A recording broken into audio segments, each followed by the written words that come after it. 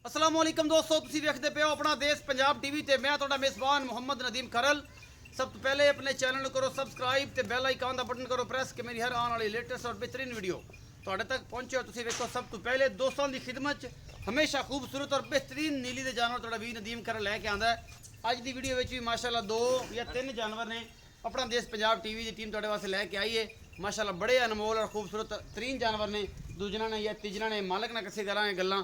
ਅਸੀਂ ਤੁਹਾਨੂੰ ਮੈਂ ਨੰਬਰ 1 ਵਿਖਾਣੇ ਆ, ਫਿਰ ਮੈਂ ਨੰਬਰ 2 ਵਿਖਾਵਾਂਗੇ, ਫਿਰ ਉਸ ਤੋਂ ਬਾਅਦ ਮਾਲਕ ਨਾਲ ਕਰਾਂਗੇ ਦੁੱਧ ਦੀਆਂ ਗੱਲਾਂ ਔਰ ਮਾਲਕ ਦੇ ਪੁੱਛਾਂਗੇ ਰੇਟ ਔਰ ਸਾਰਾ ਹਿਸਾਬ ਕਿਤਾਬ। ਇਨਸ਼ਾਅੱਲਾ ਤੁਹਾਨੂੰ ਮਜ਼ਾ ਆਏਗਾ। ਆਪਣਾ ਦੇਸ਼ ਪੰਜਾਬ ਟੀਵੀ ਤੁਹਾਡੇ ਵਾਸਤੇ ਹਮੇਸ਼ਾ ਅੱਛੇ ਤੇ ਬਿਹਤਰੀਨ ਜਾਨਵਰ ਲੈ ਕੇ ਆਉਂਦਾ ਹੈ, ਭਾਵੇਂ ਜਿੰਨਾ ਮਰਜ਼ੀ ਪੰਧ ਕਰਨਾ ਪਵੇ। ਤੇ ਅਸੀਂ ਜਨਾਬ ਮੈਂ ਨੰਬਰ 1 ਵਿਖਾਣੇ ਇਹ ਮੈਂ ਜੀ ਮੇਰਾ ਕੈਮਰਾਮੈਨ ਤਸੱਲੀ ਨਾਲ ਵਿਖਾ ਰਿਹਾ। ਸ਼ਾਹ ਕਾਲੀਆਂ ਅੱਖਾਂ ਨੇ, ਮੱਥੇ ਤੋਂ ਬੋਲੀ ਹੈ, ਸਿੰਘ ਥੋੜਾ ਜਿਹਾ ਖੁੱਲਾ ਹੈ ਔਰ ਮਾਸ਼ਾਅੱਲਾ ਬੜੀ ਆਲਾ ਕੁਆਲਿਟੀ ਜਨਾਬ ਮਾਝੇ। अपना देश पंजाब टीवी जीनत कैमरामैन तसल्ली ने तुहानू हर चीज़ विखा रहा है, जिहदे कोई कमी कुताही नहीं।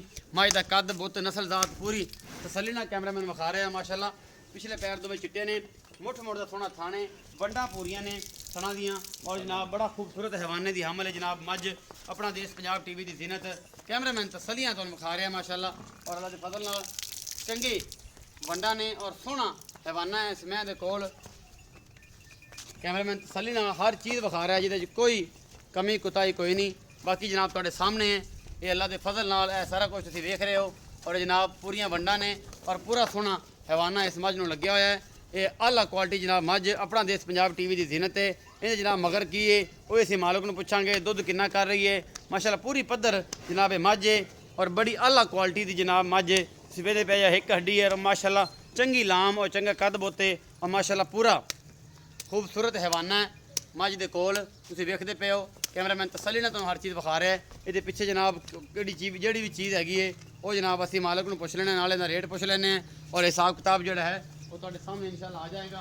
ये जनाब मैं नंबर 1 के इत्ते मगर की है वो भी पुछ लैने भाई दुध नाल रेट भी पुछने। आओ जी अस्सलाम वालेकुम। वालेकुम सलाम। भाईजान की नाम है? रमजान। भाई रमजान तबीयत से की हाल है? ठीक है, शुक्र अल्लाह दा। सब खैर मेरे? खैर मेरे। भाई रमजान जी मैं विखाई है ये किन्ने सूए? ये तीजा सूआ सूई। ये तीजा सूआ सूई किन्ने दिहां दी सूई हुई है?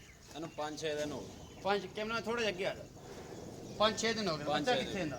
बचाओ कटी पीछे में। क्या सामने जेड़ी खड़ी ऐसा नहीं करता। ए ले बखाओ जी। ये 10 दिन दी सोई है, 5 दिन दी नहीं सोई। ए कट्टी है जी, नहीं कटी है। 8-10 दिन दी कट्टी है जी तकरीबन। बग्गी मुछ कट्टी है माशाल्लाह सोहनी। अच्छा बौले किन्ना दुध देसी?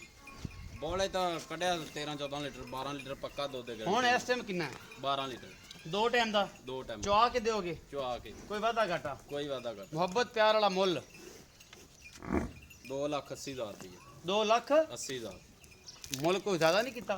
नहीं ठीक किया। ठीक किता है, कोई गुंजाइश प्यार मोहब्बत कर लांगे मारा। हो जाएगा? हो जाएगा। अच्छा जी मैं नंबर 2 विखाओ भाईजान। ये मैं नंबर 2 है। सफ़ेद चिट्टी अख है माशाल्लाह, गोल खुंडे सिंह ने, मत्थे तो जनाब बोली भी है और जनाब मुँह तो है चिट्टी है। मैं कद कबाड़ माशाल्लाह बड़ा है, चंगी तगड़ी मझ है और जनाब पिछले पासे दे पैर जेहड़े थोड़े थोड़े चिट्टे ने, ये भी थान माशाल्लाह बड़ा खूबसूरत हो। पिछे ये भी कट्टी है गलबन और जनाब है मैं दा हवाना पक्के हवाने की मझ है और सारा कुछ तुहानू असीं विखा रहे हैं। ये पक्के हवाने की मझ है, मझ का कबाड़ नस्ल जात बड़ी है और सारा कुछ तुहाडे सामने है जी। मुठ मुठ का थोड़ा थान लग्या होया है इस मझ नूं। मझ भी तीसरे सूबे या चौथे असीं मालक नूं पुछ लैने। ये जनाब सारा कुछ अपना देश पंजाब टीवी टीम तुहाडे वास्ते लैके आंदी। इन्हां दे रेट राट पता कर लैने की हिसाब किताब है और जनाब किन्ने दिन दी सोई है ते दुध किन्ना कर रही है सारा कुछ आपां भाई नूं पुछ लैने भाई रमजान नूं। ते जनाब ए जेहड़ी मैं हैगी ए भी